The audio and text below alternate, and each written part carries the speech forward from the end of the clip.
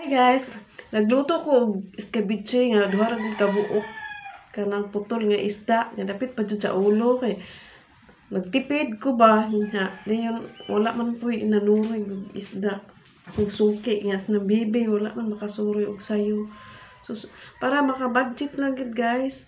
No na ay ikapamahaw akong anak. Akong nahuna-hunaan nga akong escabechehon.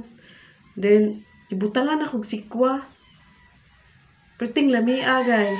First time na ako ngay naamay sikwa nga hinatag sa akong silingan ba. Kanang rugong silingan nga kuan good kanang atbang ra gud sa akong balay nya. Parinti ra pud gyud sa side sa ako ang apuhan.